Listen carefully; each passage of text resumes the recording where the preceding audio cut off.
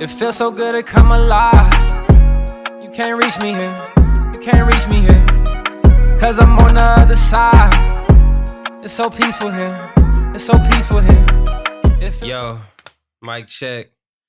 Yo, it's C5. Episode 3 of the Other Side podcast. Got a very special guest. My brother, Tyson Crookmind. How you feeling today, man? Blessed per usual, and super excited to be here. Just to be here, it's an honor and a privilege to be here. Thank you for having me, my nigga. Oh man, thanks for coming, bro. Artist. I think you a healer, lover. What else would you throw on there? Businessman. Great friend. Great friend.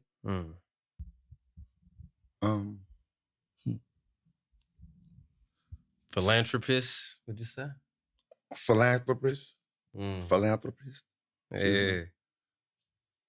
Someone who is insightful. And also educational. Educational. I'm I educational. I agree with all of those, man. I appreciate you, bro. Yeah, bro. So the first question I like to ask the guests is, say we are on the Other Side podcast. The Other Side. What's something you would say like you struggled with, or something that you overcame that you're on the other side of now? My affiliation for like the street life. Like that was something that was really major to me growing up. You know what I'm saying? Growing up in the 80s and shit. You from LA? Los Angeles, California, South Central. South Central. Yeah. The East Side in particular, right off of Central and Manchester and Fremont High School and all that area over there. So it's like Watts. It's borderline Watts. You know what I'm saying? The area where I'm from. I grew up on 87th Street, between McKinley and Wadsworth. So that's area code 9002. So that's Watts. That's a blood area? Yeah, well, yeah, but it's also surrounded by you got Crips all around that area too. Excuse me. But you were in the gang? I grew up affiliated in the gang. Went to jail behind gang-related incidents. And as a result of that, served 16 years in prison behind it. Realized that, and to go back to what you were saying about being on the other side while in there, realized that just because I started something as a kid didn't mean I have to hold on and adhere to that same mentality or same way of thinking forever. You know what I'm saying? So let's rewind, you know what I'm saying? So before you went to jail, are you like, what led you to being in a gang? Like what? Honestly, it was acceptance. I had an uncle that I admired, and he was like a D-boy. It's like I said, the 80s. He was like a D-boy. So he had all sorts of people that he associated with. They were gang members. But my uncle didn't gangbang. You know what I'm saying? He was just affiliate. He was in the street. He was the guy. And they had, they needed, whatever he had going on, they had to check, come holler at him to, see what was up with it. You know what I'm saying? So it was people from all areas, Bloods and Crips, predominantly. But in my young mind, I wasn't able to really fully understand it, break that shit down. Like what was going on? Yeah, like the politics of it. Like that really he was taking a chance, right? And that all these different people that he was dealing with, although he didn't realize it, I was looking at it. And I was like, oh, but I wanted to be down with my uncle. But I wasn't old enough to do the shit that they were doing. And I didn't understand why he didn't allow me to do it because you allowed me to see so much. And I'm like, so, you know what I mean? Mm. So I'm like, okay. Also, like even when you was maybe like of age or being of age, I'm talking about he wouldn't let you touch that. No. Okay. Nope, none of that shit. None of that shit. Like, you know, motherfuckers see, but still, motherfuckers still seeing too much already. And I heard you talking about that in the song, just like you. Like all I wanted to do was be just like you. So Yeah. so your uncle, you would say he kind of like exposed you to it. Yeah. That's how. Yeah, that's how it happened. Excuse me, that's how it happened initially. It had nothing to do with no gangs. See what I'm saying? It happened in the household. Like right in my household. Okay, so I got a question. So all right, so I know in like LA and like other places, you know, say like you growing up in the hood, right? And it's like I know especially in LA, it's like you gotta be you either get down or like niggas gonna like kind of fuck with you. So it's like you don't really have like a choice. I've talked to Yeah. I mean, you always have a choice, but it's kind of like they get right. And so now that I think about it, and I think I mentioned this to you the other night when we were talking and rapping, I was like, the dudes that didn't join the gang, they was really the gangsters. At the time, you was like, the niggas busters, the motherfuckers like, you know, but they was really the gangsters because they didn't succumb to the peer pressure. Peer pressure ain't me saying, hey, C5, hit this blunt, hit this drink, hit the rum. But peer pressure is more subtle than that. It's you being in a room full of people that they got rum. Some people sipping rum. Some people doing this. Some people doing that. Some people doing... So because you don't do nothing, you got like, I gotta fit in somehow, some way. And you end up finding some type of vice. That's what peer pressure do. It makes you feel so out of place that you gonna find some type of way. Even the mere fact that you're being there in that type of environment where all sorts of things are liable to happen, it could go down. I'm talking about heinous shit, and you're there. That's peer pressure because you might want to be in a fucking drummer. You might want to be a goddamn scientist. You might want to be an engineer. You might want to have your own podcast. But the peer pressure of the community, you know, homies is doing this. They got packs going. Niggas is running. Niggas pimping. Niggas shooting. Niggas doing all these sorts of things. If I'm not doing none of these things, I'm a square ass nigga. But all right, so like, but even what about the kid, right? That is trying to be what you said, an astronaut or something? Yeah. Or say it is a kid trying to be an astronaut in the hood, but all is around him is just this gang shit or, you know what I'm saying, pimping, all that shit is around him. He still don't want to fuck with it. But it's like he even still get his ass beat because he not with the Bloods or he not with the Crips, so he still... You get what I'm saying? Like I've heard there's been situations where niggas still get packed out because he not down. So like what... It happens. Like what's the advice you give to that youth? That youth is, you know what? Like how do you... Honestly, in those type of situations, staying proactive, staying busy. Like you go to school, you go into wherever you going, whatever you got going on, your after school programs, your you know, whoever you hanging out with, your professors, you know, you going out. What you have to always be out doing something, and you don't hang out in those type of environments. Even if you live right there, you go out, go to school, do what you got to do, go in, go home. So I hate to say that, but that would be my advice. Me just knowing how the shit really go. You know, you just do what you got to do until you could get yourself out of that situation. Because the object of the game is to get yourself out of the situation that you're currently in. And when we're currently in is in poverty, a plantation, modern day. They call it the hood. Well, the whole object is to get outside of that. So until you can get outside of that, you avoid hanging out in that shit. You avoid, you know what I'm saying, getting yourself twisted up in any type, shape, form, or fashion. That's real. Hey, so like, hey, what movies? What movies? You know what I'm saying? Like, Yeah. kind of hooked you because I feel like movies. is impactful too. Very.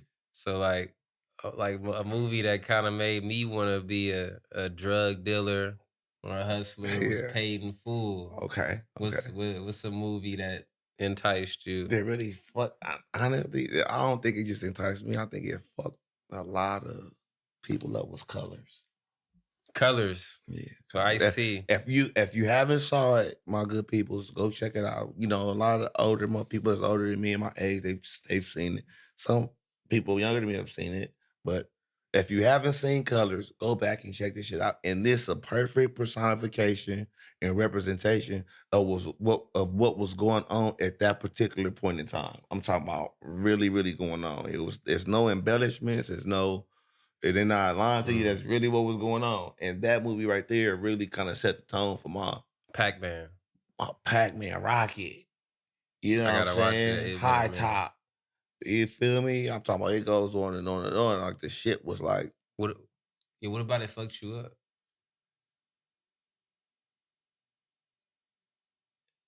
The honestly, it's like Cowboys and Indians, the Crip and Blood aspect of it, like the hunting, it was going on. There was good, like we gonna get them and make sure that the body count, like that shit was like crazy because that was really going on. And I'm thinking the police being part of the gang, being with the homies, having niggas all around you that what I'm saying, got your back and all that. That motherfucking thought right there fucked the nigga up. Because the nigga really thought it was gonna be like that. The nigga really thought that that's how it is. Like, you know what I'm saying? No, and these are the same people that I'm seeing my uncle serve every day. You know what I mean? So it's not too far-fetched because it was right there. So it was like, ooh, so it kind of like, what you gonna be, a Crip or a Blood, nigga? You know what I'm saying? So based off the movie, like, nigga, you gotta pick, nigga, you know what I'm saying? Then you go outside, nigga, you gotta go really put that shit down, nigga. Like, if you wasn't already in it. I'm just speaking from the aspect of a little ass 5, 6, 7-year-old kid watching this, sneaking watching this. She didn't even been watching it. Because my grandma come be watching it, I would have got an ass whooping. You know what I'm saying? No, but back then they had the fucking bootleg tape play back then, on the VCRs and shit. So all right, so speaking of Crip and Blood, like what made you, how'd you choose? Where you at? Where you at? Like people like predominantly where you grow up at. I was around all of it, but what I'm saying is like we're our home base. And you got jumped in. Man, when you from there, you don't go through all that shit, nigga. Okay, so it's not like, man, we from that. We beat other niggas up, jump niggas in, like to that shit. Like if they want to, that's not really, that's stuff. If you really wanted to do that, see the movie kind of like it really embellished that. That's not the only way you get in, like to get quartered in. But that's a ritual. That's part of the ritual. That's part of the culture. But no, most dudes, you got to think about this. Think about this. If we're in the neighborhood and we the little kids in the neighborhood, it's older dudes around. They much older than us, but we're the little kids in the neighborhood. Me and you. This is gonna start off like me and you. Nigga C5 T-Wad. I'm not gonna say nigga that's fight, nigga. Like, nigga, we finna be nigga, we finna be in the hood. Nigga, are you serious? Nigga, come on, bro. Are you nigga? No. Right. We got to a motherfucker outsider, nigga, or motherfucker that really just like want to prove, nigga, I want to get quartered in, but no, like we don't do that. Okay. You know what I'm saying, though? So, but no, I'm just saying, though, like really from right there, like really from right there, like really from it, like nigga, like from the dirt. Like, it ain't no, nigga, I was born right there, 843 East 87th Street, nigga, running, nigga, it's there. Like before I was even born, like that's just it. And what's so cold is that it's in LA, unlike a lot of areas and places, like one street separate everything. So where I stayed at, boom, between McKinley and Wadsworth. Once you cross the street, McKinley, you in 88 Avalon Garden, Crip Hood. So this is my block though, 87th Street. Me and my little brother, we couldn't go around the corner because our grandma and them knew that motherfucker was dying and getting smacked at this time. 86, 87, 88, 89. Nigga, look, niggas is, look, just run it and then Google it. And South Central Los Angeles, especially in my area, it led the way. It's like, you know, some of the dudes that came from the area where I grew up at are like on death row. They serial killers up there with Ted Bundy and shit like that. You see what I'm saying? Ted Bundy still alive? I don't know. I don't think so. Them motherfuckers way older than me. Like, you know, Ted Bundy, you know what I'm saying? Richard Ramirez, all the motherfuckers like serial killers. Right. Okay, so it's the era, like that's what's going on around the corner where I'm at. And so our parents then like, they was like, you can't go to that hey, block. my God, you can't go around there. We're like, so you only can play on your block, up and down the block. But up and down our block, once you cross the street, it's Cripwood on that. So we going. I grew up playing in Cripwood a lot. So this shit starts even when you like don't even know what's going on. Yeah. It's like you're limited to this block, and then you grow up, and then it's like you identify with this block, and it's like you're kind of just. But then you gotta one day when you're around it, you gotta kind of like fucking choose all of a sudden. Because, like I say, they said don't go around the corner. It's like, don't bite the apple, Eve. You know what I'm saying? Right, yeah. Right. And nigga finally go around the corner. I can't really go across McKinley no more. Maybe this is my block. Excuse me. Damn. This is my block, 87th Street. I just only could play on this block, up and down this block. Meaning from Central, Wadsworth, McKinley, Avalon. Now, because I done went around the corner, and they like, nigga, you stay right there. And bitches said they seen you over there hanging with Whoopty with the whoop and Whoopty with the whooper. What's up with you? Oh, nigga, nah, man. All the time, though, a nigga just wanted to sell dope like my uncle. He wasn't gonna let me sell dope with him. I can't sell dope right here in the yard. Everybody know my granny and my whole family up and down the block.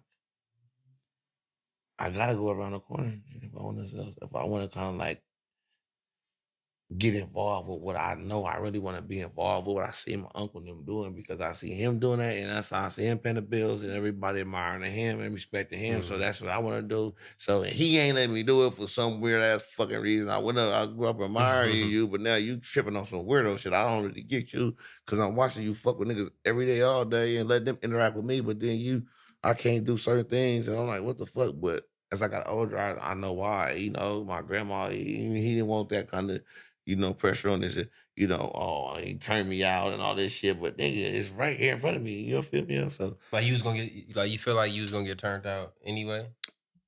Yeah, because my daddy was like gone at the time. He was in prison. So this is who I looked up to was my uncle. You know what I'm saying? He was the head of the house. And that's what he was doing. So yeah, I wanted to do that. I really wanted to do that. Like, you feel like it was more like a want to do than like you had to do it. Yeah, well, it was a want, and I felt I had to because that's what I thought you had to do to be a man. Right. But like, that's not really. That was just my fucked up little mind. That's what I thought in my mind at that time as like a little kid. You know, because like niggas do like, I didn't sell dope before, but like I can sit here and tell you and be honest with you, like I didn't have to do that shit, bro. I didn't. No, me like too. My mom's was like, my pops was in and out, but like my mom's was providing for the most part. No, for bro. sure. Like, so it's like I didn't have to do that. No, shit, no. It's like acceptance. I nigga nigga wanted to be accepted, bro. I thought this is what I had to do, and guess what? If my uncle would have let me do it with him, I would have never even went around the corner. I would have been right there with him. So you went around your uncle. And it went you around got the corner. submerged in it, you know what I'm saying? You start fucking with it. Yeah. And like, and next thing you know, one thing led to another, and so now you go around there and you want to just sell, niggas just want to go there to sell drugs, to be like your uncle. Right. But you can't be out here selling drugs. You ain't for the block, like my nigga. Because you got other older niggas now that they don't know me like some of the other young motherfuckers might that probably done been around the corner. They come around the corner and know who we are. But these other niggas like, basically, who is you? And they're like, oh, that's Whoopty Whoop nephew. You know the nigga that sell dope around my nephew. So now here come the text. But now, that sort of shit.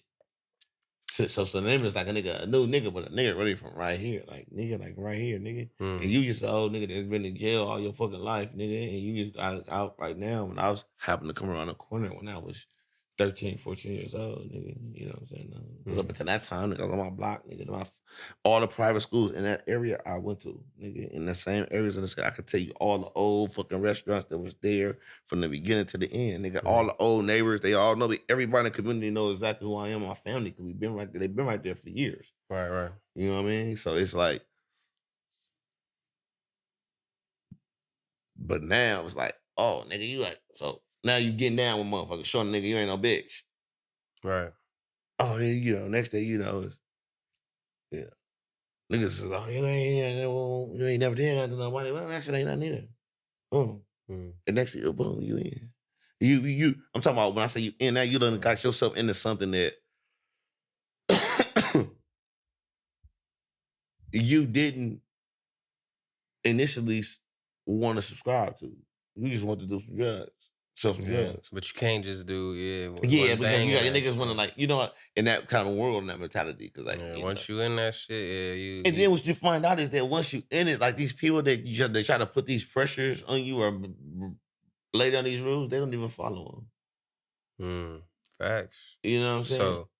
So yeah, you submerged in the shit. You go through all the shit that you go through in that life, and you catch a case. I catch a case. All right, so you catch a case. How old are you? 19. You catch a case at 19. 19 years old. You mind sharing what you catch a case for? It was it was some shit. We don't gotta go into details. No. It was basically a robbery, and they take us. We get caught. Niggas get caught up on some random shit. You know what I'm saying? All right, but my first offense, I've never been to juvenile hall, camp, or YA, and never been none of that shit. So the judge gave me 7 years. I got 7 years for that shit. You know, and when I got to prison, reception center, unbeknownst to me, because I thought it was 81%, it was a halftime. So meaning when I get to prison, I get a job, I can get out, I get half that time off. I was one of the last people to probably get that shit. You know, it was on that slavery era, that prison era. So anyways, yeah. So this is 2001, some shit like that. 2000, by this time. When it was about 2000, about my reception. And so now my release date, once I get to prison, when I found out I had halftime, it's going to be like 2002. You feel me? Like right before Christmas. So like around November sometime, 2002. So go in at like end of 99, 2000, and I'm going to end up getting out with the halftime at the end of 2002. But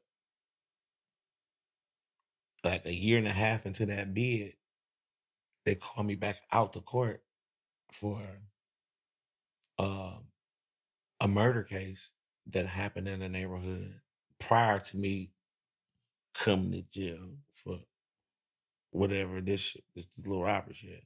And this was how many years like before this shit, the robbery shit? Probably like 2 or 3 maybe. Okay.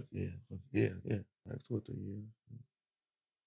Like 98, 99, somewhere. No, not 98, like 97, 98. So while you in there, you think you about to get out? Yeah, and they called me out. While I'm fighting the other case, it was crazy because the homicide detectives is coming to like question me like about some shit. Like, oh, the fuck you know what I'm saying? But the mere fact that they questioning me, I'm like, oh shit. You know what I'm saying? So, but they really did. I'm not, I don't know nothing. You know what I'm saying? You talking about a murder case? I don't know what the fuck you talking about. Like, I don't know what the fuck is you talking about.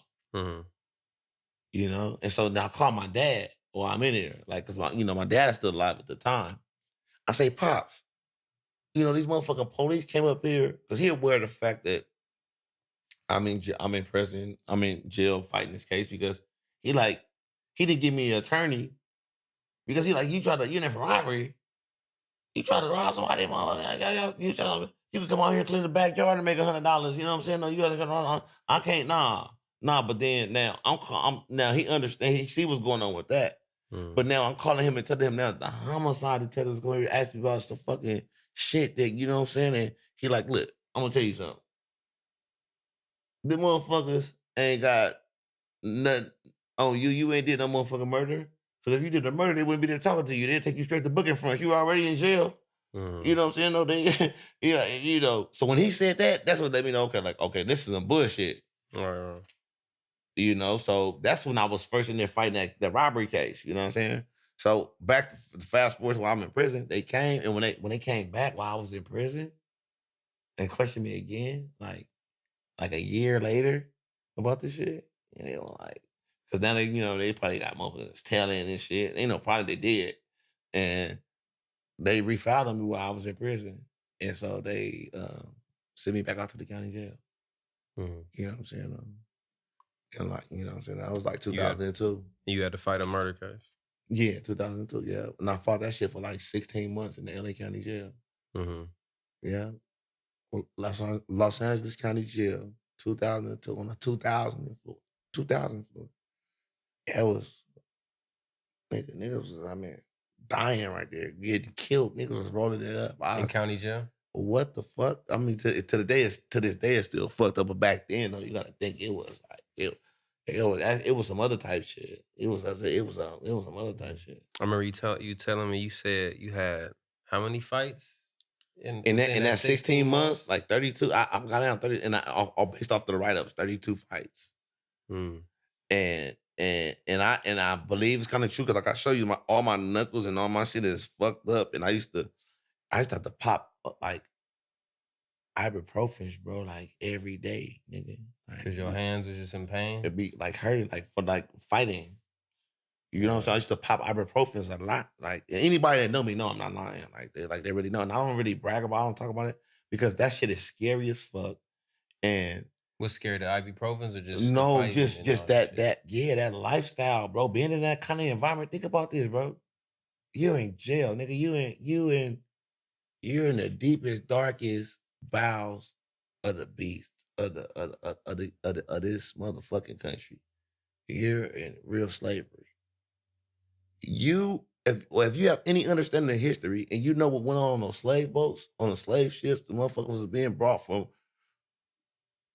wherever they were from, Timbuktu to here, all the kind of crazy shit that was going on. Well, that's the kind of same crazy shit that goes on in these jails and shit.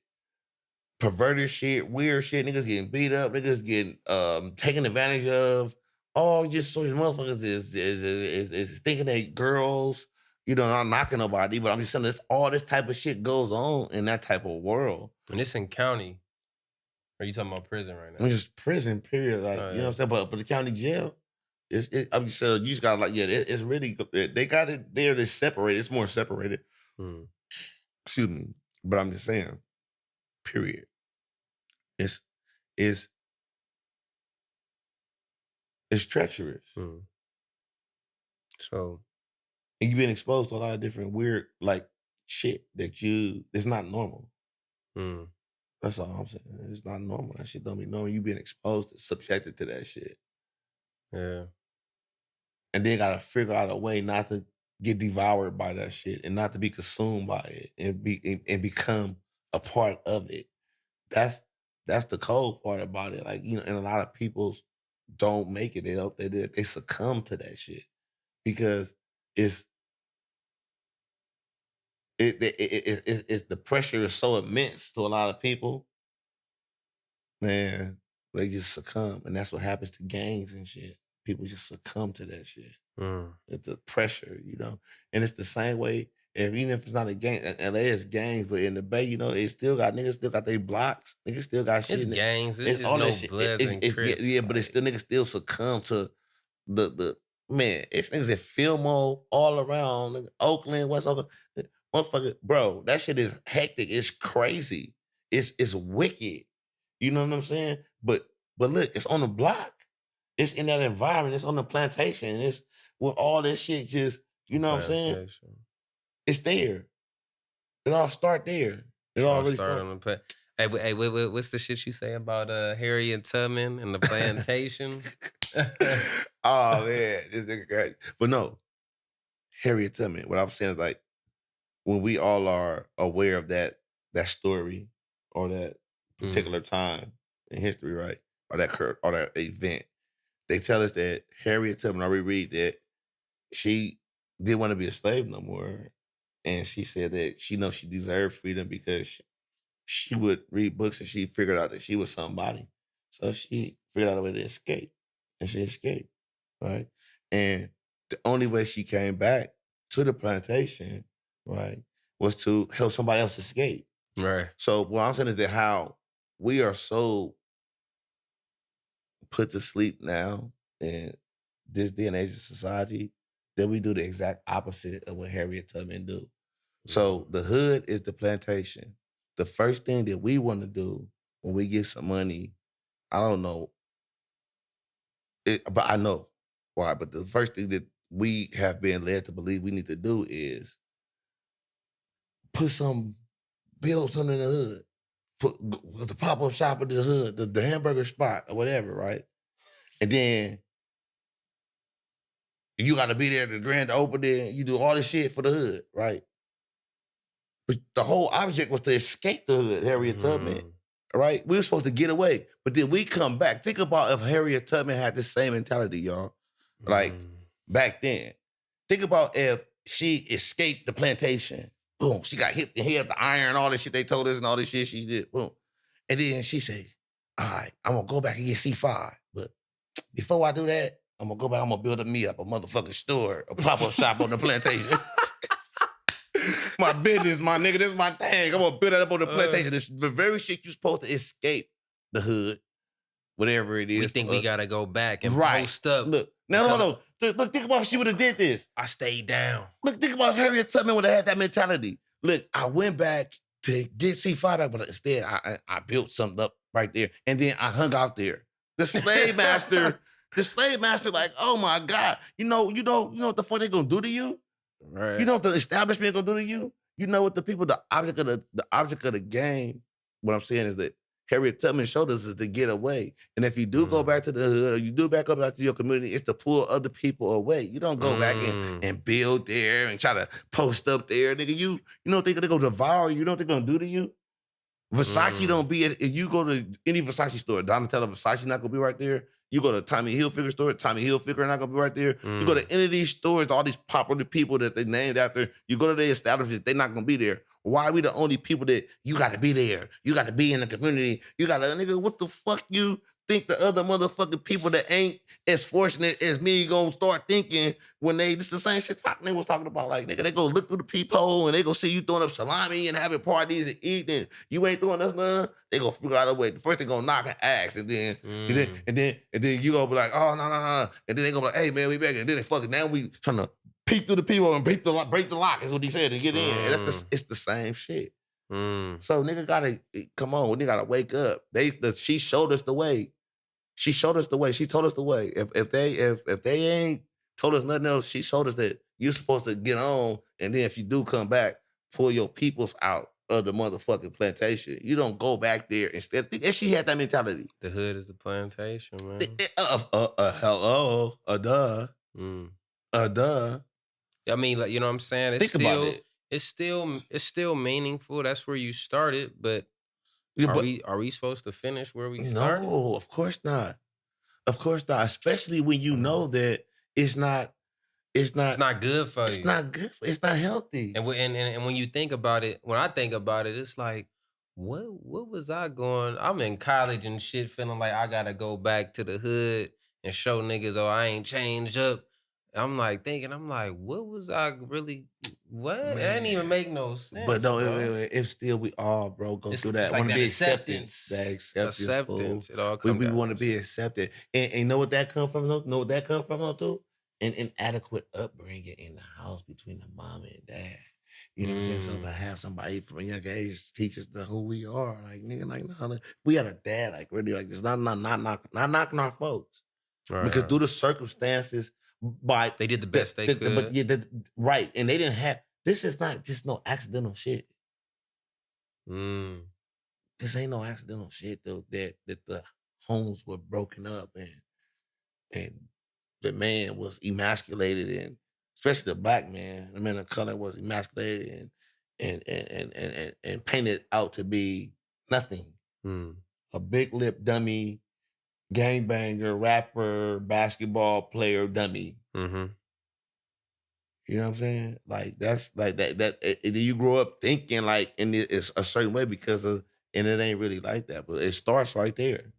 It starts right there with them breaking up the whole household and the motherfucker growing up confused, and then you going out to the world trying to like find this acceptance because you know something is not right. You know that okay, mom's just doing the best she can, but this ain't all the way yet. Like, oh no. Oh, look at my man right there. Like, damn, that nigga doing this. Oh, okay, that's what a man's supposed to be. Like, that's how a man's supposed to do. Oh, I'm doing this.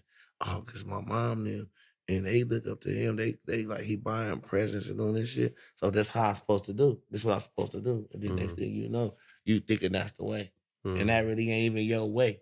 You got your own way. Everybody got their own way. You know what I'm saying? Though? And when you brought up in an adequate upbringing, in an adequate household, then you're being monitored by your mom and your dad, and they're seeing what you're good at, and they understand your strengths and all this, and they putting you in classes in school. Like little Johnny is playing the organ already. You know, Bobby is already leading the. He's playing the violin. Susan is playing the violin. She's 6 years old.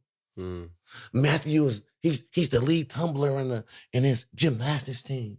They see this and then put them in that, and the next thing you know, they go on to be the next whoever, because they were put. They was raised up properly. They was brought up properly. They didn't have to be exposed to an environment where every decision they made was based on survival.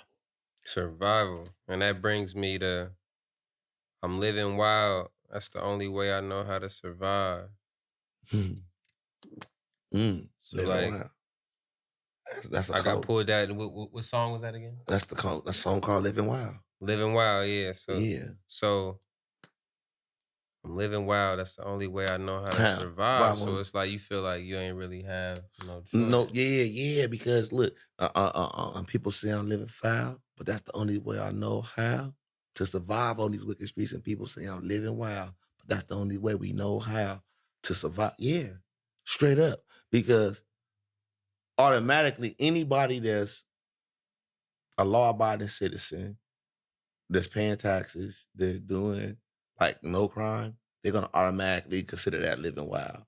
But that's not even living wild though. You just doing everything you gotta do just to survive in these wicked streets. Remember, everything is based on survival. I don't want to be out here snatching your purse. In fact, I'm not the one snatching your purse. It might be somebody I hang out with doing it, but I'm still out here, I'm selling crack. I don't know how to do that, but that's the only way. If I want to hang out in this environment and maintain this environment, this is what I gotta do. I gotta figure out something. I gotta back to what I'm seeing in peer pressure. If I'm not snatching purses, I'm not shooting nobody, I might be selling drugs. I might be spray painting on the wall. I might got the weed sack. I mean, different strokes for different folks. Okay. You know what I'm saying? But you still gotta figure this the only way you know how to survive. When you ain't got a job, you ain't going to vocation. You ain't doing that shit. This the only way you know how to survive. So if you go to any neighborhood right now in America or any party where, what's gonna be going on? It's gonna be some type of living wild. Motherfucker be selling drugs. Motherfucker gonna be busting guns. Nigga gonna be selling guns. Nigga gonna be pimping hoes. Nigga gonna be anybody that's working and paying taxes. They gonna consider that's wild. So that's where I was coming from with that. Gotcha.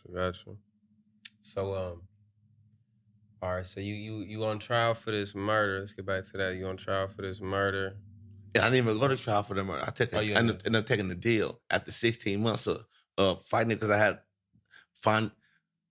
By the grace of God, bless my father. So remember for the robbery, he didn't give me no motherfucking attorney. But for the murder, when the murder kicked in, he's like, damn, they trying to really bang my son. And he hired me some defense. And through a course of just, them hiring private investigators and picking the case apart, shooting holes through the district attorney's case, they were able to show the district attorney that you will not be able to prove beyond a reasonable doubt that he's guilty of this because they just had the case on like too many different people before it was on me. And this is what happens to most people in the ghetto, in the neighborhoods. They just don't have the proper representation. So in my situation, before they put this case on me, they had it on 2 other people. Then they were sure, they were confident that these other 2 people, this person first and then this person, now I'm the third motherfucker. But see, because I got a private attorney, I got access and I'm privy to this type of information.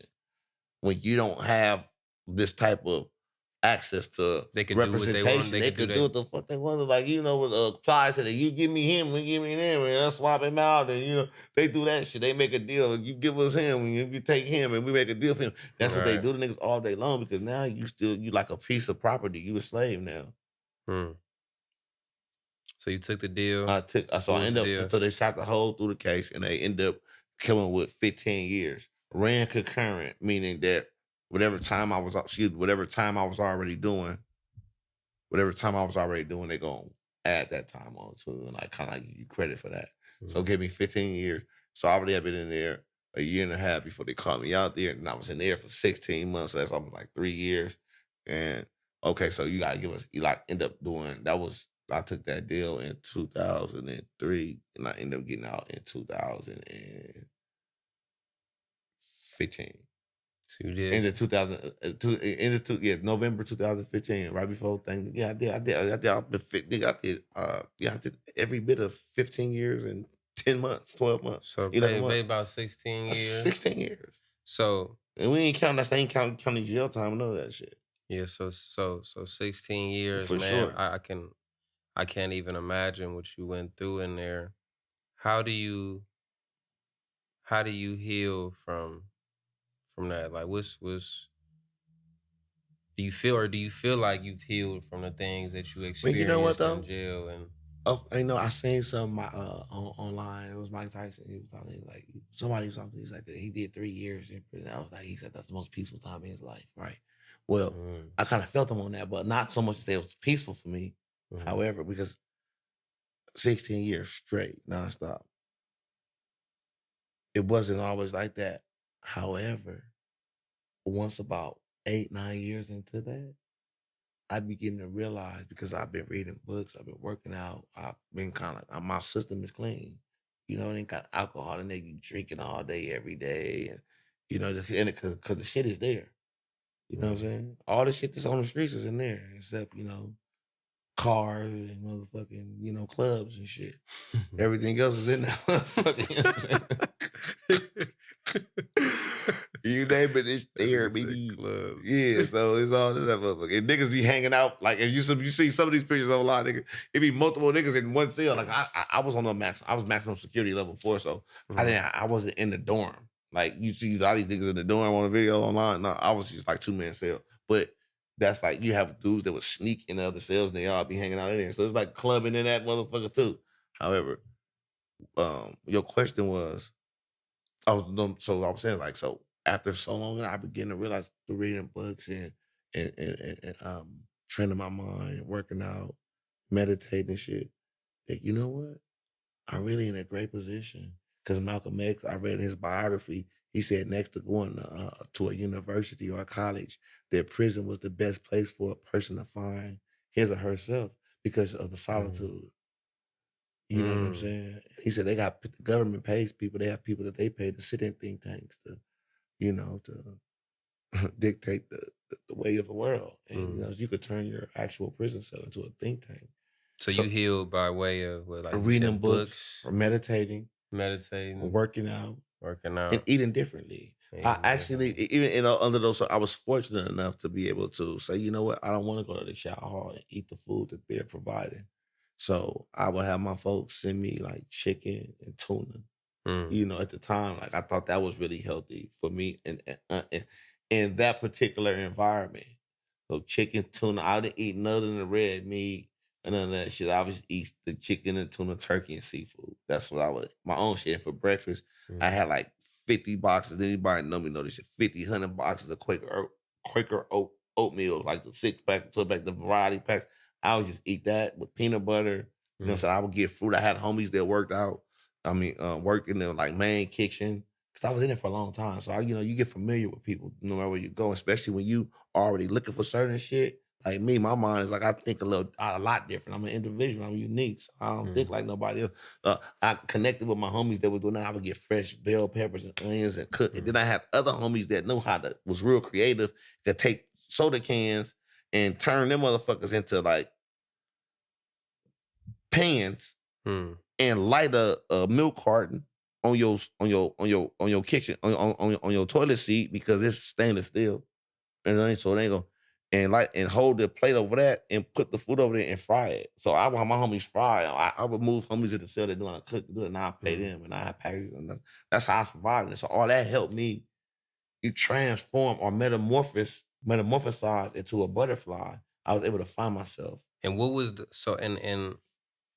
what was the switch where you was like, all right, I need to start working on myself? Because you said you was in there some time before you start getting I started reading books like but you said when was the switch? Yeah, like what made you like turn it around? Like, I need to be in here trying to find self. You know what? So I'm reading books, right? Now I read a lot of Black literature and shit. Now I read a lot of books. I used to watch Jeopardy and shit a lot. I'm a big fan of Jeopardy still to this day. So, they always on there, they always talk about like, they got like categories about like American classics and shit. John Steinbeck, Of Mice and Men, Tortilla Flats. They got Harriet Beecher Stowe, Uncle Tom's Cabin. I'm talking about, you always hear these particular categories on Jeopardy. And they swear by Jeopardy, like the smartest people in the world are on Jeopardy. So I would just listen to the shit they be saying on here. And I go get them. I was fortunate enough to know people that had access to the library that everybody else didn't have to give me certain books. And they would give me these books. So I'm like, wait a minute. I'm willing shit. Like I'm willing shit into existence. I'm watching this shit on TV. Like, look, all my homies that move and sell me, like how people perceive me, like on the other, they think I'm like some kind of like, because I have fights and shit. But I'm having fights not because I think I'm some tough nigga. Like I'm a little nigga. It's because people see that I'm different and I'm unique and I have a certain aura about myself and I'm not trying to fit in with they clique. And so that makes a motherfucker feel a little unsavory, if you will. Uneasy? So uneasy and unsavory. It's like, hold on, who the fuck you think you're? Why you ain't falling in line? You know what I'm saying?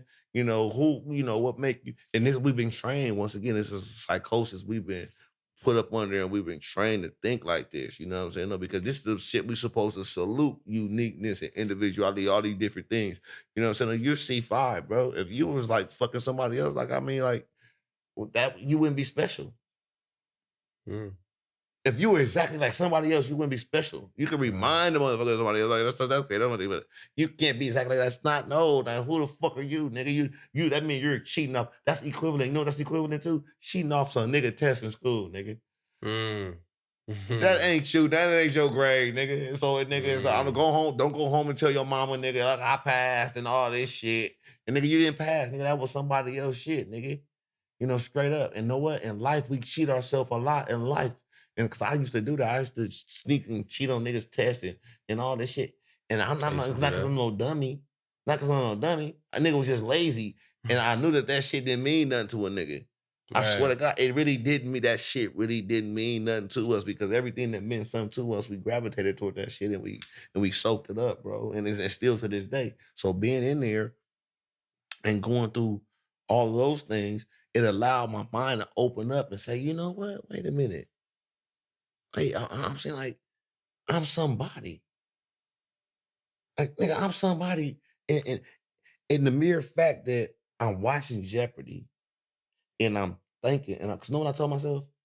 T5, I said, know what I'm going to do? I ain't in prison. After I read Malcolm X, nigga, I'm in college. So I started treating it as everything I neglected when I was in school, I'm going to learn the difference between a colon and a semicolon. I'm going to learn what a period do, with a comma do, with an exclamation. I'm gonna learn all these things. I'm gonna learn the difference between a verb and an adverb. I'm gonna learn the difference between a noun and a pronoun. I'm gonna learn how many sentences comprise of a paragraph.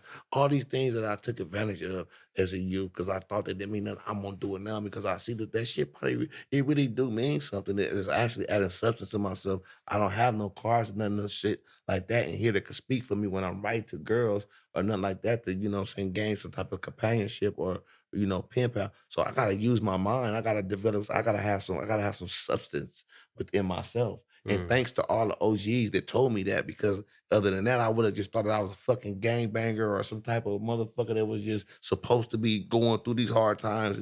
No, with somebody different. And once I was able to receive that message and understand it, I'm somebody, then I start willing shit into existence. That's what let me know that, hold on, nah, you gotta really reevaluate your whole self, your whole board. Is that who you are? Is that who your grandma raised you to be? Was that who you was when you was 3 years old, 4 years old, 5 years old? What made you want to start doing this shit? Who you see that made you think that? Like, So it's like you seen some, it's not even you. Yeah, but because I had time to sit back to myself, and so being in there once again, reading all these books, I ran across an ancient Ethiopian proverb that said, "One cannot see his or her own self while the water or the river is running, while the bath water is running. It's only once the river calms and stills and the bath water is cut off and it stops that he or she could peer down into the water and see his or her own reflection. Only once it stills. So we are that water. And they always been telling us that we've been led to believe that you gotta stay in motion. You gotta do this, you gotta do that. Nigga, if you do that, you that water, you can't even see who you are, your reflection. So by me being still, so back to what Mike Tyson said, bring that full circle. I felt him on that because prison saved my life. It changed me. And it's like a badge of honor. It's like I did 16 years of college. I think it take like 8 years to get like fucking law degree or doctor's degree. Like a big 16 through that 2 times, nigga. So, and I really studied and I really soaked it in. And when I tell you will shit into existence, I really start willing to shit into existence. Like, you made the best of that shit. No, for sure.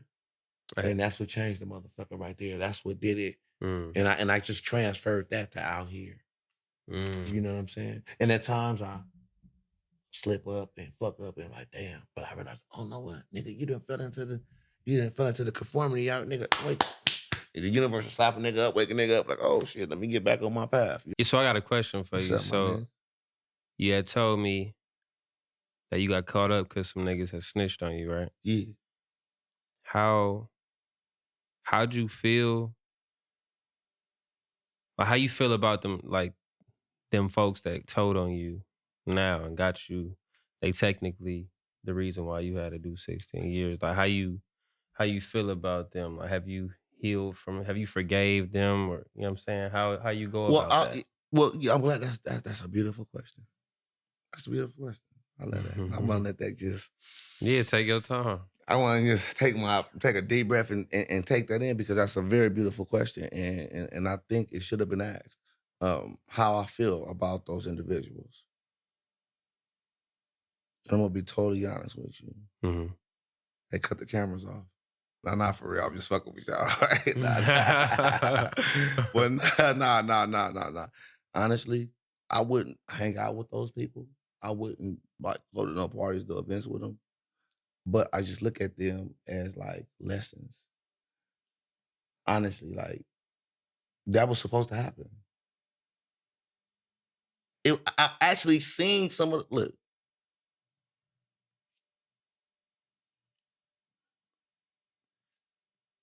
It's not, it's all mental. You know what I'm saying? It's really all mental. Like God is amazing. I survived the plot, the foil, nigga. So Nah, I ain't nothing. I addressed that shit. You know what I'm saying? However I addressed it, you know, once I touched down. But aside from that, that's behind me. That's some plantation type shit. We've moved away. My whole objective now is to, if I ever go back that way, is to pull somebody else back. You know what I'm saying? And I thank them for this lesson. See, it's crazy, right? It's crazy that motherfuckers say that. They're like, they thank the motherfuckers. I thank them for this, but it taught me something. It taught me that, you got to value your parents. You got to value your elders. You got to value their wisdom. You got to value when they telling you like how it's gonna end up and how it's gonna go. You gotta, you gonna end up dead or in jail. You gotta value that shit. Like you don't take that shit for granted. So it made me really appreciate my family more, my elders more, and also it made me appreciate who I am more. So I'm not mad at them. Thanks to them, nigga, I got 6 projects out. I got a plethora of songs. I got a plethora of experiences. I got a lot of things to share with other people based on my encounters and interactions with those individuals. You know what I'm saying? I don't, whatever they doing right now, they doing it. Like I don't look them up. I don't follow them. I don't do none of that shit. It's none of my business. I learned what I was supposed to learn by dealing with those people. Whatever motherfuckers had in mind at the time, it didn't work. I didn't snitch. Did the whole bid like a warrior. So there that is right there. You gotta live with that. Just live with that. And know that I'm handling it better than what you are handling it. I'm handling it better than how they handled it initially. They've grown now, like I've grown. They probably regret doing whatever they did to me. Like they probably regret. Anybody, I guarantee you, bro, everybody that grew up with me, I don't talk to them, but they I'm quite sure they follow me. They look at me. They know I'm out here, bro. God, I'm shining. And I'm a star, fool. I'm God's child, and I'm woke. I'm aware. I'm conscious. I shine from the inside out, without no watch or no ring. I know they see me, and I know they know everything I went through. They follow me. They watch my case from the beginning to the end. So my whole thing is, I won, and I forgive them. I forgive them. I can honestly say that. I forgive them because if I didn't forgive them, they know me. If I was tripping, they were like, damn, I know. Like, this motherfucker on the streets. Oh my God. But the fact that I've been out here all this time, and then I got out of prison. All this shit that I know these niggas heard about, I was doing all the crazy shit, right? But it wasn't crazy. I was just surviving, y'all. I was just surviving. It was all out of survival. And that was all God. I don't take credit for none of it. So that's their punishment. I don't gotta do nothing to them. I don't have to do nothing to them. I don't want to hang out with them neither, though. If my mama did me too fucking wrong and did me too bad, I don't want to hang out with her neither. Like I'll be just saying though. I'm not. If my dad, my brother, like it don't. However, I still got to have room in my heart. Right? What I said the other night, we was talking about room for error. Room for error. So if I gotta give myself room for error, you gotta give other people room for error. They probably ain't even gave themselves room for error, but I'm giving it to you for you, nigga. This right here is relax. Look, the mere fact that I've been out here all this time and they know, I know initially they probably was like, damn, this nigga gonna be in my bushes, this kind of shit. Because we grew up in that type of environment. Right. And the nigga really went to jail for that type of shit. Like, this ain't no motherfucking joke. Like, and I'm never saying that I was no nigga. No, I did a lot of that shit out of fear, out of protection. I never did nothing to somebody first that didn't do nothing to me or my family. Like, anybody that know me know that. Like, I've never been that kind of motherfucker. So how do you move? How do you move in the world? You know what I'm saying? Like knowing that soul that you got convicted for, like he had a family and things like that. And I don't know how they feel. I don't know how, you know what I'm saying? But how do you move in the world after like that? Well, first of all, another great question. That the same way I know how I move righteously. For one, like Harriet Tubman said, I don't go back to the place where I came from. I tried it and I went to jail again. And God, that was another slap up, nigga. I told you. So for one, I don't do that. And for two, I just move now more consciously. I didn't go out my way to hurt nobody. So it's just more reason to keep me more conscious and aware and meaningful and more thoughtful of others and more, considerate of others. Because that's what all that shit derived from. Is motherfuckers just being disrespectful, not recognizing other people and respecting people's minds. So I just move now with more understanding and being more expressive and more compassionate. You know what I'm saying? Because like I said, I didn't go out my way. I didn't wake up out of my bed and say, you know what, today I want to kill somebody. I never woke up on my bed and say, today I want to go take an old lady purse or I want to go set a fire. Nah. And most guys that I know aren't like that neither. So a lot of things they do, probably either put into a position or some dude are just itching to kill. Right. I was listening to your song. It say, I can't sleep. The last nigga I smoke, spirit follows me. You want to explain that line right there? Can't even sleep at night. Yeah. Because my conscience, it bothers me. It's like the last I smoke spirit follows me, asking why I went there. I keep it real and say, part of between me and you, I didn't care. No, between me and you, it's only fair. It's warfare around this motherfucker. It was either my life or your life, so a nigga had to bring the thunder. Can't take it back now, so I got to move forward and pray that I be forgiven when I meet the Lord. Okay. When I wrote that specific song at the time, and that's why I say writing and meditation, this is very therapy. I was 21 years old when I wrote a lot of my music, my projects that I've shared with the world thus far are merely thoughts, extended thoughts that I wrote down along the way, that I cataloged along the way. And I'm sharing them with y'all now.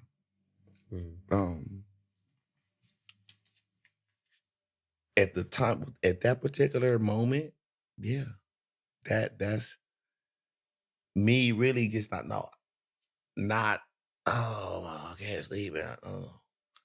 I'm stepping into the mind of someone who's involved in something or a part of something that he know ain't right. So I can't even sleep at night.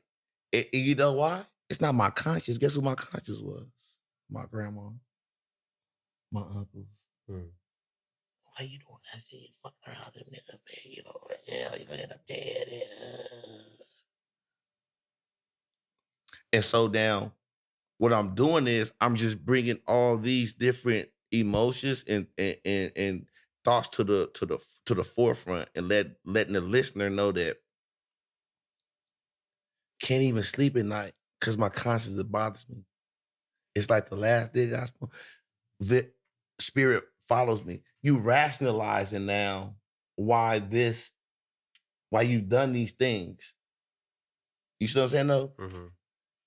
That's what I was doing. I was showing people, what do you say? I'm speaking on living wild throughout the song. So I'm showing you how we're rationalizing and normalizing these acts that really are barbaric. That are really fucking us up. Think about what I'm saying in this song. Listen to, if you really go back and listen to it, it's a video for it. And God bless the DJ official, 10 Summers, my boy. You know what I'm saying? Who shot it? I mean, who made the beat? And Charlie Black, who shot the video. You know what I'm saying? So, if you go back, really what I'm doing, I'm painting a picture to the listener that this is what the typical young black male, or not even black male, minority or person, any person that's living under the power, this is what they're going through. They're experiencing this on some type of level. And it's very relatable. And I know because I have a relative of mine who's an A&R, like his family, And he's much younger than me. He's 25 years old, and he picked that song. He selected that song, and he chose that song to be like representative of like, bro, this is right here is you connecting with us, big folks. Like you connecting with this right here. Like this was really going on. This is how we all feel. And mama hate the way I turn. Look at this line. And mama hate the way I turned out because I blow big weed, get drunk, and act burnt out. Mean mug can never smile at the grin and they say I'm wild. But hey, that's just the and the niggas can relate to that shit because I go a lot of people, you know, we get into it with our moms because our moms is the ones who raised us. And at some point in time, in its natural essence and its natural occurrence, we butt heads with them because at some point, like you can't whip us no more. We know we stronger than you. Like you're not gonna be. I'm not gonna go for that. And now, so it's this like it's this boom. And so she's hurt emotionally that her baby that she had in her womb for in her stomach for 9 months. Came out, she did everything for you. You're so precious to her. You did all, she changed your diaper, all these things. She loved you so much, shows you off to all her friends. Now you getting up and you grown up and you telling her you don't agree with what she's talking about. So that's what that line come from with that. Cause the niggas can relate to that because that's how I go. Hey, bro, like why do you think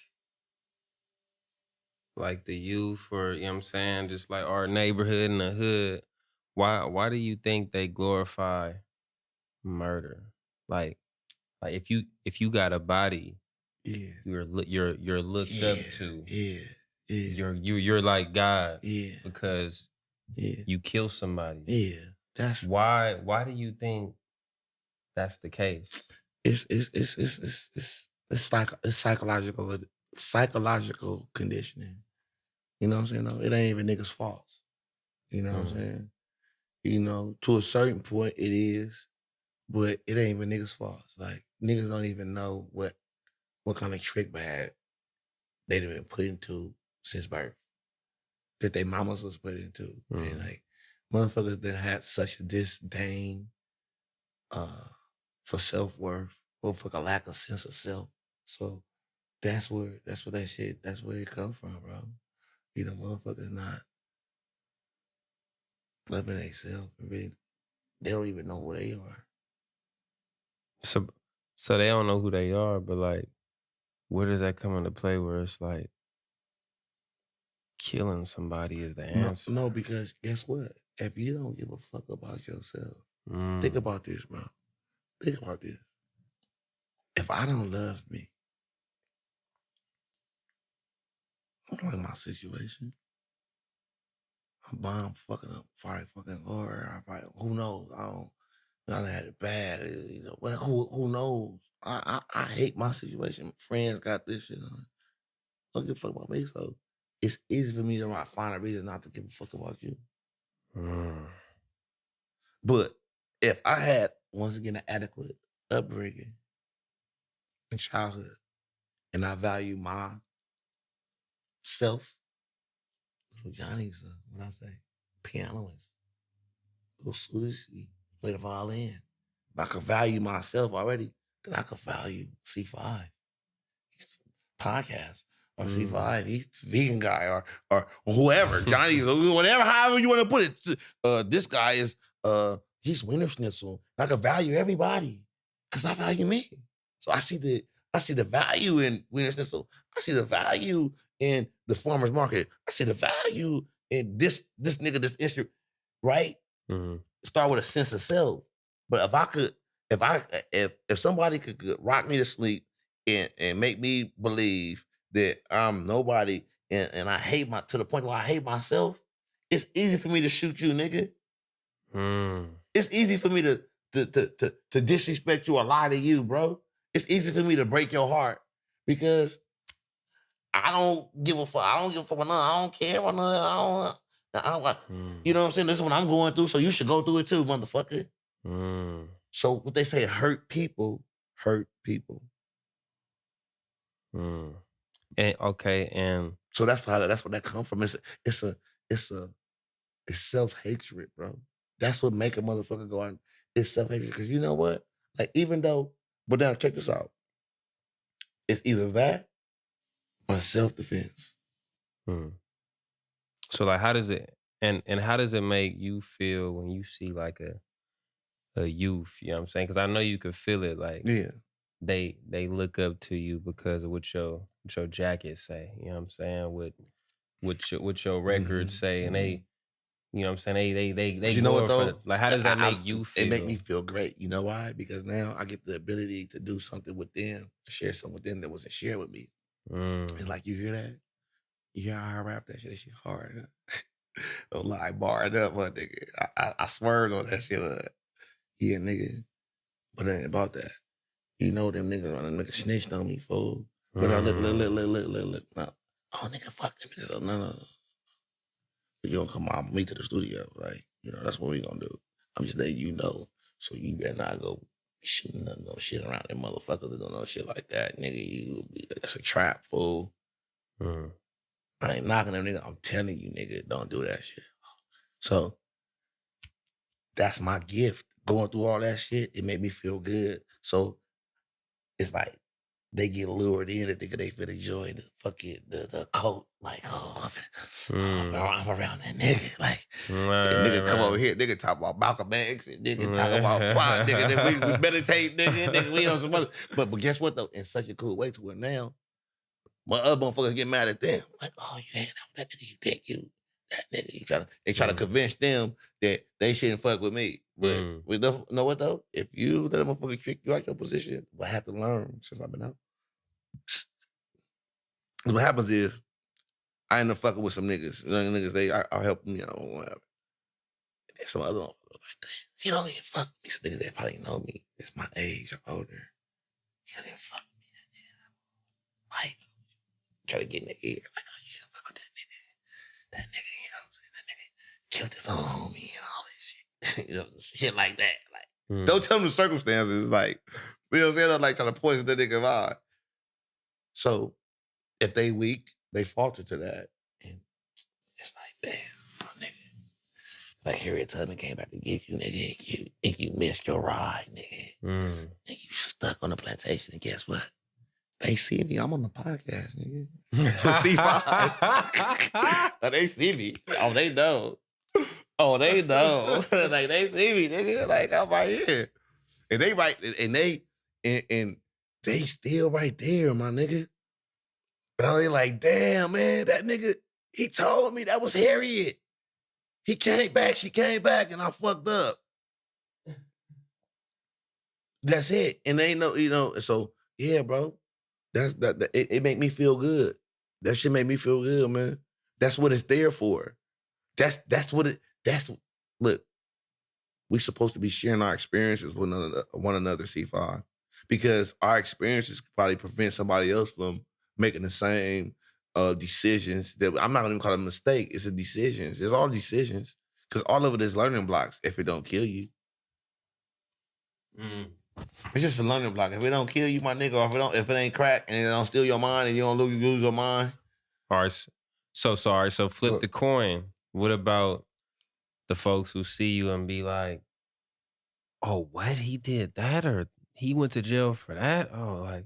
And I simply say to them, like, okay, what would you do if you were 17, 18 years old and you're a great kid, you got morals and you display decorum everywhere you go, and you out here in the street life because you think that this is cool because you watch Colors, like I said, you're influenced by this lifestyle, you think that this is the way to go, and you get out here and then somebody actually really threatens your life, and you and you like, whoa.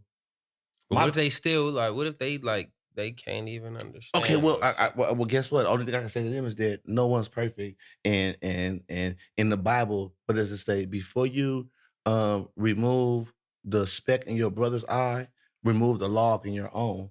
You know what I'm saying? Because everybody has something that I'm quite sure that they've done that they're not too proud of. I'm talking about that's what we all have in common is suffrage. So I'm quite sure to those people, I say that if you can't empathize and understand where I'm coming from and look at my situation and what I've been through, then more power to you, peace. You're entitled to your own opinion, but just know that you are someone too who is not perfect and who is despised by someone else too. Maybe your own family, your own son or your own daughter. So before you try to criticize someone else's situation, think about your situation and really think about it 2 times and then think about it 3 times, even slower than that. And then you gonna have respect for the next motherfucker because ain't nobody perfect. You know what I'm saying? I don't want to kill nobody right now. You know what I'm saying though? I will stop somebody from trying to kill somebody else. I didn't want to kill nobody then. Honestly, like that was never me. Like that's why I was even in that situation because I was unique and different, and I didn't want to take that approach. I didn't want to wear the gangster clothes. I didn't want to do that shit. I was my own. I dared to be my own individual in the hood, and I even when I got thrust into prison into the bowels of the belly of the beast, I asked my peers, asked my elders. I still dared to be myself in there. I defied the rules and the law, but to be myself though. And every nigga, I didn't join no prison gangs. I'm not knocking none of my niggas that join prison gangs in there. The niggas, to each his own. I didn't. And 90% of my hood is. I didn't. And I was in the cell with all the homies that are under the prison gang. So I know the rules. I know the etiquette. I know the code. But I didn't. Because I learned. I already joined the gang once. I fucked up by doing that. Why won't come to jail and join another gang?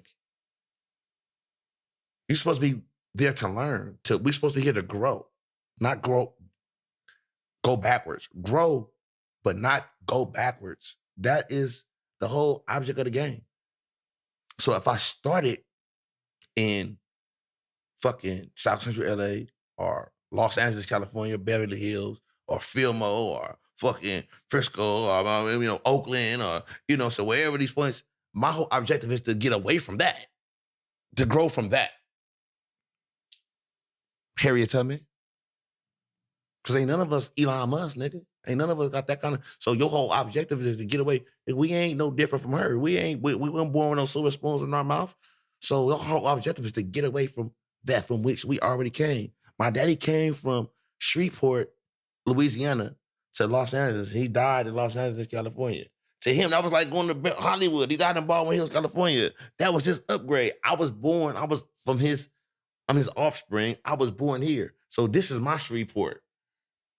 Baldwin Hills, LA, Beverly Hills, all this stupid shit, crazy shit that we Cali. This is my Shreveport. My whole objective is to go higher, away from that. Because that was it. You're supposed to build on that and take it off and keep it going. Why do we want to stay submerged in poverty? Why do we want to stay engulfed in mayhem and crime? And I'm not knocking my niggas. I know why we gotta do it, but you ain't got to. It's just a matter of shifting the nigga mind. But because a nigga don't know who they are, we don't know who we are. We don't know that you might be a plumber, my nigga, and I'm an engineer. And all this, and then we go off and get jobs, and we go and sharpen our and start our own businesses and do all this. We don't got nobody telling us that at a younger age. So we just go out here, going out into the world looking for acceptance, and we follow the first motherfucker we think got it better than us, they got it figured out. In all actuality, that motherfucker don't even got it figured out. Because they still in the same situation and they still right here with us. We still on the plantation. If I'm making any sense, you know what I'm saying? How many of your homies that you was in the streets with held you down while you was in prison? Man, I can count them on one hand. On my first, I didn't sing you. Like, I didn't sing you the first project, but Free the Real, I got a song called Trapped In. It's a video for it. I think we watched it though. Trapped In when I was in the jail cell. And I was like, I'm blasting a line to my folks with some canteens. I'm in prison. So a line is like when you take a string and you throw it down a tier. It's like got like an anchor tied to the back of it or to the front of it. You throw it down a tier and the nigga grab it and they tie something onto it and then you pull it back. We call it a line. So I'm like, C5, send me some soup, send me some chips. I ain't got nothing. Shoot your line. So I throw the line down the tier. And you'll pull the motherfucking line in and you'll tie some soup, some chips and shit to the number in. So I say I'm blasting lines to my folks for some canteen. That's half the niggas I killed for and sent the damn thing. So I'm all alone on my own in this Mac pen, having dreams of being home, but wake up trapped in. And that was that was some real shit. I'm speaking from experience right there. Like when you go there, and this is when you realize that you signed up for some cold shit. When you sign up to anything, it ain't gotta be crippled blood. You sign up to anything to where you relying on the pack, the gang. Oh my God. You signed up for disappointment. You signed up for disappointment. What if I came to see you? If you came to see me, that speaks volumes. But it also, if you coming from a good place, yeah. But what if you did something wrong? Look, how about this? How about this? What if you told on me? Or you took somebody to the police station and told me to get me in prison. But now you realize I don't have life and I'm finna get out. And you say, well, shit, let me go see T-Body. You know, so, but check your temperature. I'm just, yeah. Like, so do that make you a good person? Cause you come see me. So I gotta evaluate why. But for everybody who had all good intentions and purposes that did, which was only, if I named some homies that came to see me, honestly, one. And the one motherfucker that did is like, man, it's a cold story. It's like somebody that probably has something to do with me going to jail. Hey man, it's cold, bro. Cause like nobody wins in this shit. Bro. But I'm glad you said that too. How you win, Harriet Tubman. No, I'm just saying when you playing this game in the streets, you nobody can't. wins. No. Oh, Tommy killed Joe. Yeah, that's Tommy killed Joe. Tommy go to jail.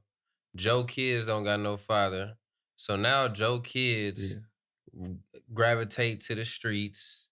Yeah. You know what I'm saying? So it's just nobody wins, bro. No, it's all. So only thing you could do now is take, as a people, what we could do is take our experiences, right, and share them. First of all, learn from our experiences. Heal. People don't. I know people older than me. They ain't healed. They still doing the same shit that they was doing way back then. You know what I'm saying? Motherfuckers ain't healed. Motherfuckers got to heal, man. Niggas got a lot of stuff. Motherfuckers mad because they ain't figured out why it's so bad for them after all this time. And it's only because it's in your mind. Somebody tricked you and lied to you and told you that you couldn't go far, that we wasn't shit, that we was gangbangers, that we was enemies and all this shit. That shit is not true. That was some magic a motherfucker put on a motherfucker and rock the nigga to sleep. Learn from everything we've been through. Why do you think we go through that shit? Why do you think we go through it? And we gotta share our story. Like we don't go through all this pain, bro, to keep it to ourselves. So and it's the only way you fix it. Is because, okay, how do you fix it? How do you fix it? It's like, oh, why did you do that? Like how you asked me. And I said, look, man, a nigga scared of his life, a nigga that's older than me, a killer killed some other homies before me. Like, you know what I'm saying? We little kids, and then he thought of my little brother. And third of my grandmother and said, like, you know, nigga, fuck all y'all. I can't tell my granny that she gotta move. She been living right here before I was born. If I go tell my granny she gotta move, she's like, boy, what? You better get your ass up out of here. You know, so I can't tell her that. And if I call the police, I'm a snitch. So what the fuck am I supposed to do? And then you got everybody watching. So, you know, you got all this kind of shit going on, and this is what happens to most niggas and people in these environments.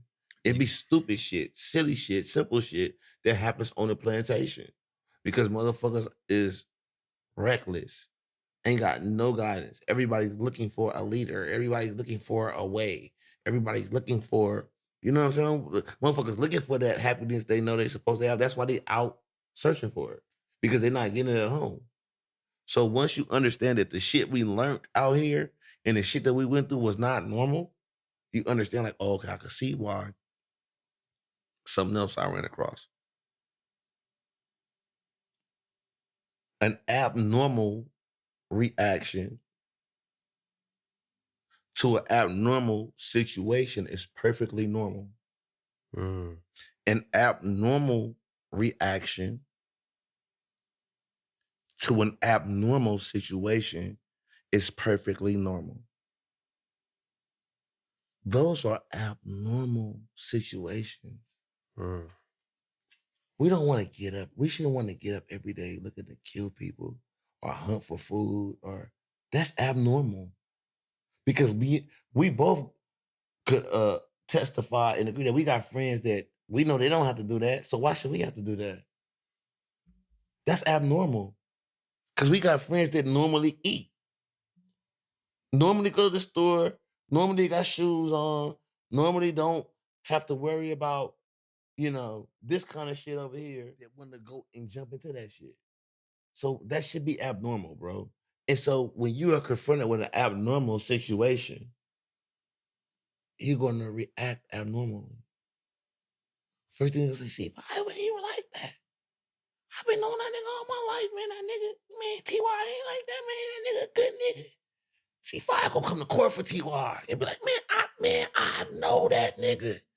Man, that nigga was in my house, nigga. What the fuck are you talking about? So obviously, T.Y. was put into an abnormal situation.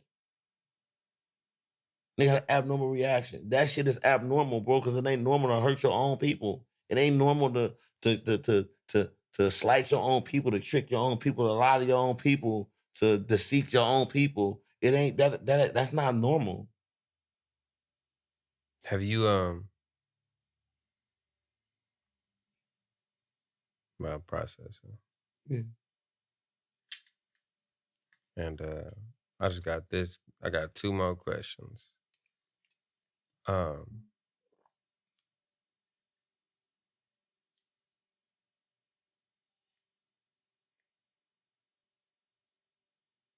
Do you still think about that soul? Nah. Nah. You forgive him? Yeah. At that time, that was what was going on. That's what was going on. That's what was going on. It's war.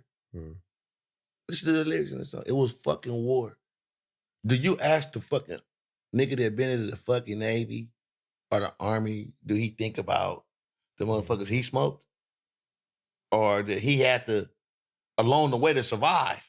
Do you, I mean... But they we probably see in do. the movies, though, but that they make you think that. Yeah. That's why I said that. And I said, okay, my conscience, it bothers me. No, because if you were defending yourself, you don't feel no type of way. Like, No, think about this. If I was a monster, look at me. I'm your friend, bro. I'm talking to you from T.Y. the fucking C5, nigga. I'm not a bad person at all. I'll never want to hurt you. I never want to hurt a hair on your head. Only thing I ever want to do is give you all the information that somebody never gave me. If it could save you, like, that's who I am. So I'm confident, and I'm sure that anybody that meets me for 10 seconds, I pick up on that. Like, nigga, like, I'm not, nah. It was pure. And guess what? I was in that situation. And do I regret that shit happened? Don't get me wrong. I'm not taking it like, man, hell yeah. Because like you said, somebody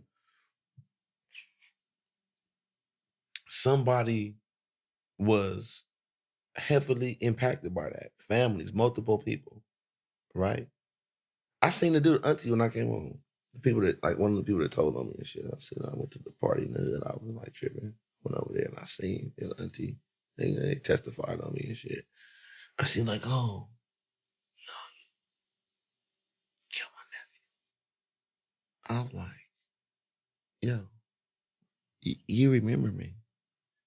He used to pop pimples in my face. I ain't never heard of a soul. In fact, you're the same person that told your same nephew that you wish he died after he beat you up. And so after that shit happened, like, I know you probably feel guilty, but you're the same. You know me. She's like, but his mom is out after serving prison time for doing the murder. And she lost her son. I say, and if I wouldn't have reacted the way I wouldn't have acted, my mom would have lost her son also. And I'm speaking now from a place of understanding. And I say, but And you know what? Everybody at the party thought I was like a smoker, do all this shit. I'm like, hell no. I'm not no bully. I'm not no nigga that do shit because the crowd think that's what you're supposed to do and all that. No, I explained to her. I feel like very remorseful for that. Like I looked up to that nigga. That nigga used to come get me to fight niggas. He used to come get me. Like he used to come get me. He ain't got a problem. Somebody beat his sister up. They come get me. I'm a little nigga, a little homie. Yeah, mind you, like respecting you. So why are you gonna tell me you don't hurt me or my family or something like that? How you think I'm supposed to take that? So think back on it now, because you only make decisions based off of the amount of information. We only make decisions based off of the amount of information we have about that particular situation at that time. So if we only have a limited amount of information, then our reactions are going to be limited, right? So me now thinking in a situation like that, after the argument, instead of, doing what I did, I don't be around there no more. I don't see him. I got my own house. I'm a grown man. I'm out. I'm not on the plantation no more.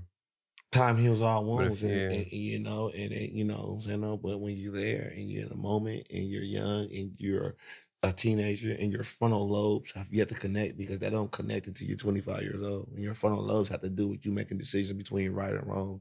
So this is why the juvenile laws are being overturned. And kids are coming home that were sentenced to life because they were juvenile. They were juveniles. They didn't even understand what they were doing. Their frontal lobes didn't even connect until they were 25 years old. He made the decision when he was 16, 17, 18, 19, 20 years old. He's out here in the middle of a fucking war. So, once again, do we question, if I go to the fucking army, listen, my people, if I go to the army, I sign up for the U.S. Navy or the Coast Guards, and I go kill 50 people, I get a Purple Heart. A fucking hero. Think about this. I go kill the Iraqis, the Afghanistan's black people.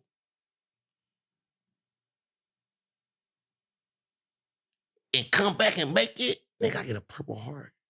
I'm a hero. But if I don't sign up for the army and I defend my mama house, nigga, because a nigga try to run in here and run that, because we selling weed out this motherfucker. This is what we got to do to keep our lights on and pay for the beans to come in. And nigga come in here and try to rob and I shoot this nigga. Now I'm a felon. I go to jail for life. But if I go to the army, I could get unlimited bodies. I should have just went to the army. You get, well, we just seeing soldiers come on TV now and say they don't get really no fucking compensation afterwards. Or they fucking right. But you get what I'm saying though. You know what I'm saying? You held in high regards if you do it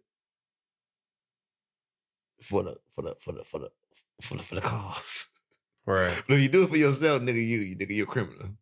Right.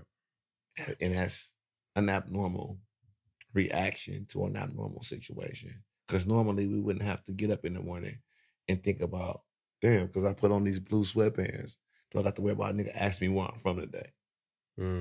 That's abnormal. If a nigga walk up to you, bro, anybody, I'm telling y'all, and I'm from South Central Los Angeles, nigga, the gutter, nigga, the east side. If a nigga walk up to you and ask you that shit, come on, man. Come on, man. Where you from? Man, niggas stripping, bro. Niggas ain't woke. That's abnormal. You don't normally walk around. You should be able to put on whatever color you want to put on and do whatever the fuck you want to do. We should be able to, you know what I'm saying, say whatever we want to say. That's normal. At least if we're going by the Constitution, freedom of speech. You know, they talk about the 5 freedoms in the First Amendment. You know, freedom of religion, freedom of petition, freedom of assembly, freedom of press. So we got all these freedoms. But we don't even know this, though. You ask the average nigga this, what's the fucking 5 freedoms in the First Amendment? They couldn't tell you. But they could tell you, nigga, what kind of chain little baby got on and who did this around the corner and what the fuck and all that shit. Niggas is all fucked up. You don't even want to get out the plantation no more. if Harriet Tubman came back tonight, she'd probably die of a fucking broken heart. Because all these niggas gonna subscribe and just stand on the plantation. After so long, we gotta start blaming ourselves. After so long, for real, bro. Because when you start seeing your sons make it out, and your nephews make it out, and you still there, and you still hating on them, and you still bitter, that should be a fucking sign. That's why we be getting into it with a lot of the youth be getting into it with their parents, and the kids actually be growing. Speaking of parents, last question. I heard in your song you said, "My mama hate the way I turned out." I spoke on that. Yeah. Yeah. How you does that still apply, or do you feel like you turned that No. around? No. No. Now, once again, I was speaking. Mama hate the way I turned out because I blow big weed, get drunk and act burnt out. I was speaking in general. Oh, okay, gotcha. Once again, of most of us, and I'm quite sure a lot of dudes my age and younger can relate, we get into it at some point in time with our moms. And what is it that we do?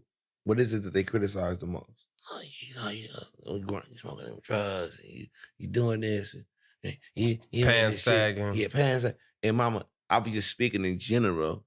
Like when you live it wild, these are the kind of things you experience. Like I went through that.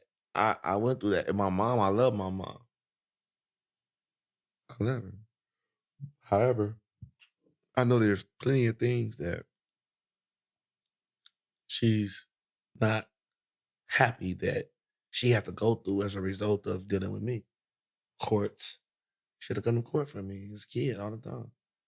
You know, come to police stations and shit. You know, come to stores that I probably stole out the fucking store. Did some stupid shit. Like, you know, I didn't do nothing bad. But they could probably try to take a juice out the fucking Savons or something as a kid. And a 19-cent juice, and she probably had to come get a nigga. So I love my mom. She went through a lot. That doesn't justify, however, if now that I'm an adult, if I disagree with one of my elders with the action that they're taking, I have a right to speak on that. You know what I'm saying? Because these are the same things that they instilled in me and taught me, and now they're exercising these same actions. So I have a right to call them on that because they taught me this. And that's probably why they taught me that, so that I can remind them of that when they slip in. You know what I'm saying? You know, but nah, I have ultimate respect for my mom. I have another song for her on that, well, not on that project, but on another following project called If It Wasn't For You. You know, when I talk about, you know, if it wasn't for you, you know, who knows where I'd be now. Yeah. You know what I'm saying? You know, all the whoopings and the punishments back then seemed like torture. Now that I'm grown, I adore you. You know what I'm saying? Ripping and running up to them schoolhouse and courts, that shit must have really hurt. Me talking back, disrespecting her house, that shit must have really hurt. You know what I'm saying? No, but I was lacking adequate understanding of, you know, everything that my mom had gone through at that time to, you know, even have me here and present. You know how hard it is to survive a birth now as a person, as a especially a male of color. You know, with abortions and all that shit. At that time, it was legal. You could have abortions, and you didn't have Roe versus Wade overturned and all that shit. It was so, you know, you could have an abortion. So it's so easy. You know, 777,000 sperm cells is what a man ejaculates into a woman, to impregnate her, and only one sperm cell make it. So when you think about those sorts of things, I know that my mom was a blessing. Because if it wasn't for her, I wouldn't have been able to gain interest to this planet. So I'm just speaking when I say those things, I'm just speaking now once again. I'm putting myself in the mind. I'm identifying my audience. And I got young homies and I got young people, and they can relate to that. They can relate to that. So just like it jumped out at you. You related to that. That's why you asked me about it. So now I can explain it and say, bro, this is what we go through, my nigga. Like, you know, they gonna fuck up too. Like how we fucked up, they gonna fuck up too. Right. You know what I'm saying, though? And you know, put their ass on punishment, too. It ain't no bad thing. I just don't want to be around that shit. You gotta admit when you wrong, too. Now we all adults. Like, it's Exactly. not... Yeah, this ain't no... That's what it come down You know, to. I'm not little Johnny no more. I'm not little... I know the difference between a quarter and a nickel now, nigga. You can't trick me. I think it's okay. Like the parents need to know it's okay for you to admit, or it's like that you might be wrong, or that I might be your child might be the more emotional intelligent in that situation. It's very possible. It's like it don't take nothing from you as a parent. No, because after all, that was their goal, right? The goal was to make you be better than them. You were supposed to be better than them, right? Exactly. So now don't look at me like a threat.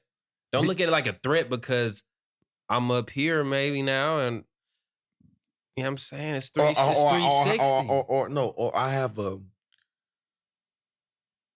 deeper level of clarity of what's going on. I have a more this is my generation. That makes sense. Yes, I have a more overall view of what's going on now.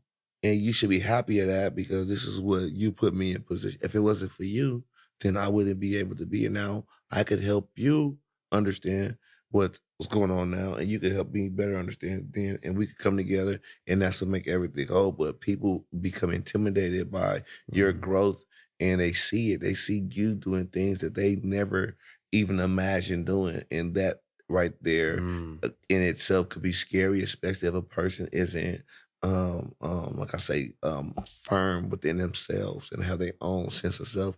That could be very intimidating to see somebody that you gave birth to or a little nigga that you put on got more understanding and more balance and order within themselves in his game of life than you do. That's that. And what they don't realize is that you could ask the same person that you put on or you gave birth to, hey, help me, or it's okay to do that, and you not bowing down. You not exactly like motherfuckers. You like to ask for help or just like if I see like C5 like nigga, you bunch younger than me. I'm like bro, nigga, hey bro, put me on your record. Like let me do something, nigga. You got this or help me with the how you do this. Get on the hook. How you help me do this? Like I jump to that. That's gonna make you grow opposed to you being like, oh no, I'm older than this nigga. I gotta have it all figured out. And that's what the nigga that end up shooting that end up shooting out the murder for. That's what he didn't even understand. Like nigga, I looked up to you, nigga. Like you my big homie, fool. I'm scared of you. Like you come get me to say go fight this person. I don't even think, and I just go fight. I'm putting my life. I don't know if the nigga got a knife, a gun, a Mac Uzi. You know what I'm saying? And that's what be happening, bro. But these people that we look up to, that is older homies or big dogs or, you know, sensei or mama or daddy, like they ain't got their shit. When you get older, you realize they ain't got their shit all the way together like you think. And they feel like they have to present this image where they that's have ignorance. It all together. That's ignorance. And they can't, but like that's ignorance. Just keep it 100. You're not cheating nobody but yourself. That's all you doing. You're not cheating nobody but yourself. How you gonna look? Yeah, man. Let's heal, man. Let's heal, for sure. Let's heal. Just be honest with yourself because you could lie to me all day, but you really just lying to yourself, man. You're cheating yourself. And we on the same team. We're gonna say, hey, bro. You don't gotta create separation. Think about if Kobe went up to block Shaq every time he went to dunk the ball. That shit would have been retarded. That shit would have been retarded.